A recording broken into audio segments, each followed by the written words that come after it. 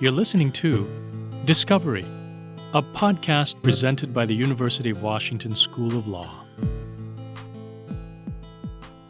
Welcome to Discovery Season 2. We're kicking off the new academic year with an all-new season, and we hope everyone had a great summer. So I'm John Blumster, and today we're speaking with Bill LaMarca, who is Special Counsel for IP litigation for the Office of the Solicitor at the U.S. Patent and Trademark Office. Bill is a renowned expert on all things intellectual property, touching on a wide span of issues, including specific copyright, patent, and trademark questions to broader focuses of jurisdiction, procedure, admin law, and much more. In his role at the USPTO, he represents the organization in IP and other related federal court litigation, and he also advises the agency on domestic and international IP matters, including legislation, rulemaking, and policies. We're here today to talk about the patent system's statutory framework and how it fits within and in many ways is an important reflection of American democracy. So, Bill, thanks for joining us. We really appreciate it. Pleasure to be here. First off, could you explain a little bit about your role and what you do at the USPTO? Well, in the solicitor's office, we're a small group within the agency, and our job is basically to defend the agency in court cases. What happens is someone files a patent application or a trademark application, and they prosecute it through the agency, through examiners, et cetera. They go to their board of appeals within the agency, but then at some point, the agency's done. And when that happens, that's called final agency action. And at that point, the party that had that matter, the applicant, we would call them, they have a right to get judicial review, which means they can then sue us and go to court and get what happened in the agency reviewed. At that level, there's a lawyer that represents the agency in that process, and that's what I do. My job is to step in and represent the agency in those lawsuits. And most of them are at either the Court of Appeals for the Federal Circuit or in a district court if there's a district court proceeding, which could be scattered around the country. These days, the framework of the United States three-branch system, it feels more top of mind than at any other time that I can remember, from conversations around the makeup of the Supreme Court, polarization in Congress, the testing limits of executive power. And it's an interesting topic of conversation that you raise, that the patent system is really a model of the American democratic system, a clear example of balance of power at work. What do you mean by that? Yeah, I guess, on the first day of our class here at the school, we do a general lecture on the U.S. system because we have a lot of students in the class that are from outside the U.S., so they don't necessarily have a background there. As we all know, we have an executive branch, a legislative branch, and a judicial branch. Well, the patent office where I work, or the U.S. Patent and Trademark Office, is part of the executive branch. So we're part of one branch of government. Of course, the judiciary is all the courts. There's the federal courts and the state courts. Predominantly, we're involved in the federal courts because when we implement an action, do something, or interpret a statute and apply that statute, ultimately what we've done at the end of the game can be judicially reviewed. And when that happens, the judicial branch steps in, evaluates what we've done. They ensure that what we've done is followed the law accordingly within our authority. Who made the law? The legislative branch. So there's all three branches of government involved. They make the law, we, the executive branch, implement and apply the law, and the judicial branch interprets and tells us whether or not we did it correctly when our actions are judicially reviewed. So that's a kind of a generic example of how it works. I could put that into a concrete example if you'd like. Yeah, if that's helpful. Absolutely. Let's dive into something specific. You can take an example of a case. For example, Professor Edelman was lecturing this morning and talking about the Helsin case, and that's a really good example because that's a dispute between two private parties. We weren't even involved.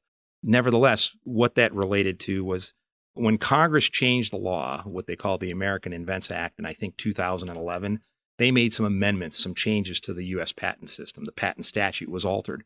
One of the things that they changed was in a provision called 35 U.S. Code 102. That's in there something called the statutory bar. This is all patent talk, but the bottom line is they made a change to the statute, and they added some language in there to change the reading of the statute. Well, that language was comma or otherwise available to the public. That's what it was added. We, the PTO, interpreted that language a certain way, and we published a Federal Register notice saying, we here at the executive branch at the Patent Office think this means something. We think when Congress changed this language in the statute, they changed the way the law should be applied. Nevertheless, there was all this old case law precedent out there that said, no, when you interpret this statutory bar provision, you interpret it this way. In other words, they talked about uses or sales. If you had a sale or an offer for sale, that could be what they call barring activity. In other words, you could be barred from getting a patent if greater than a year before you filed your application, you actually use or sold your invention in like a physical embodiment, right? And for years, the law was even if that sale was secret, no one knew about it, but we sold it commercially, but no one else knew, it wasn't public, it still was a barring sale. And that's because the courts had interpreted it that way. Well, then the AIA comes along in 2012 and puts language into that provision that says public use or sale or otherwise available to the public. The PTO interpreted that, well, it's got to be a public sale. It can't be a secret sale. So we said, we think the law has been changed. Well, two private parties got into a dispute that we weren't involved in about this provision. It percolated up to the federal circuit. We stepped in, the government, and filed an amicus brief, a friend of the court brief, to express our opinion on what we thought the law was, because we had already interpreted it in our agency materials. The federal circuit issued a decision, and it went all the way to the Supreme Court. And the Supreme Court issued a decision that said, no, PTO, and it wasn't just us, but they said, no, the old law, the old interpretation of a secret sale is still the way we're going to interpret it. Even though Congress altered the language in that statute, we're going to interpret it this way. So now what happens to the PTO's interpretation? It goes away, and we're going to follow what the Supreme Court says. So there's an example where the courts were reviewing a change in the statute, and an agency had an interpretation that has now been overridden by what the courts say. And it's our obligation to follow the court's decision. So that's kind of a practical example, how all three branches of the government were sort of working. And ultimately, the check and balance, or what we would call the separation of powers system, actually worked. And you're talking about Helsinn Healthcare versus Teva Pharmaceuticals USA. Correct. When Congress makes those kinds of changes and changes the law, how often is that happening? And so is this kind of a common adjustment that the patent office has to make in terms of these interpretations? Yeah, it's been more common recently. Like, I think the 1952 Patent Act was kind of the core patent act that codified many of the practices from years before. For a long time, the 1952 Patent Act was pretty much the patent law. And then in 1995, we had something called the GATT-TRIPS amendments, GATT/TRIP. That stands for a treaty. And that led to other amendments to the statute that changed some key provisions in our statute. And I think what happened then was our patents would issue, and 17 years from issue would be the term. And now under the GATT-TRIPS amendments in 1995, it was 20 years from filing. Then again, in 1999, we had the American Inventors Protection Act, the AIPA, another change altering aspects of the law. And then most recently, the 2011 AIA, American Invents Act. And that is pretty significant as well. We added new proceedings called the IPR proceedings at our Board of Appeals that didn't exist before. Those proceedings take place in parallel with parallel district court litigation that occurs outside of the agency. So there's been a lot of changes, let's just say in the last 15 to 20 years. And every time that happens, we at the agency have a lot of work to do because there's a lot of regulations, there's a lot of procedural changes. We have to adjust when Congress changes the system like that. And these questions over the interpretation, so that back and forth, that litigation, that's part of the process. Exactly. Right? Yeah. For example, when the AIA came out, there was all these new statutory provisions that never existed before. And now what are we doing? We're applying them. We're making regulations. We're applying the new statutory provisions. And of course, people are challenging the way we're doing it. Those things end up in court. We defend our position, and the court then tells us whether or not we're reading the statute correctly, according to the way they read it, or whether or not we should read it differently. In fact, just the constitutionality of some of these proceedings have been challenged. There's a case called Oil States. I don't have the site for you, but it went all the way to the Supreme Court, and they just said these IPR proceedings where you can take an issued patent and you can challenge it within the PTO rather than going to district court. They just alleged that that was unconstitutional all out because there's no right to a jury at the agency, but there is a right to a jury in a district court proceeding. And based on that, they're just saying you can't have an agency do this. Well, the Supreme Court agreed with us, agreed with what the statute said, that yes, Congress could make a law allowing a patent to be pulled back into the agency and be challenged. So it's been clarified by the Supreme Court. So there's been a lot of litigation revolving around all these new statutory changes.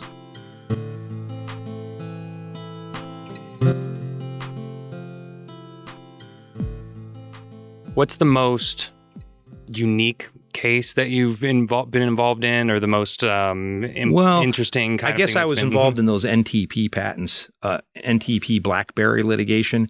And how did we get involved? Those were private lawsuits where NTP was the company NTP was the patent owner. They had a group of patents. Those patents according to them, covered the BlackBerry device, which now we all have iPhones. But you remember, there used to be a time when everybody had a BlackBerry. At least everyone in the government had a BlackBerry. Right. And that concept of having an email from a handheld device that could go wirelessly and then make it back to your desktop computer, that was written down in these NTP patents in claims.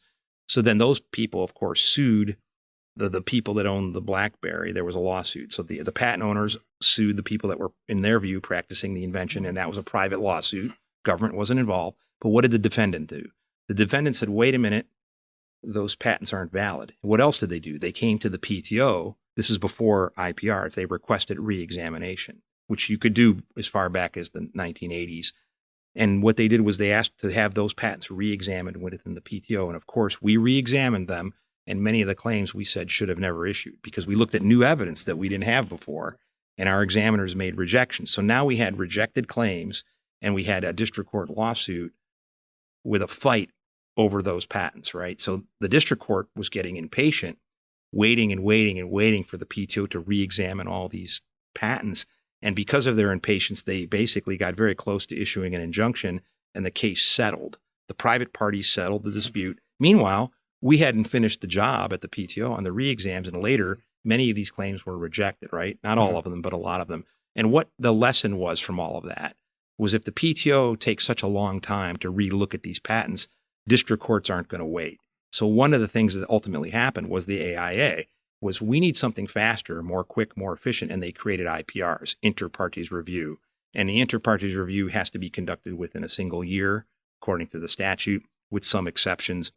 But in a sense, what they want is they want the agency to look at the patent a second look quicker so the district court can wait and then not issue what we would call an inconsistent decision. So inconsistency in results between the district court tribunal and the agency tribunal on whether or not the patent is valid was a real problem. And the creation of the AIA was intended to help alleviate that.